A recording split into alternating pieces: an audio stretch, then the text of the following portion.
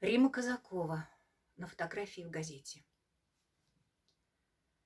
На фотографии в газете нечетко изображены бойцы, еще почти что дети, герои мировой войны. Они снимались перед боем, в обнимку четверо у рва. И было небо голубое, была зеленая трава. Никто не знает их фамилий, о них ни песен нет, ни книг. Здесь чей-то сын и чей-то милый, и чей-то первый ученик. Они легли на поле боя, жить начинавшие два. И было небо голубое, была зеленая трава. Забыть тот горький год не близкий мы никогда бы не смогли. По всей России обелиски, как души рвутся из земли.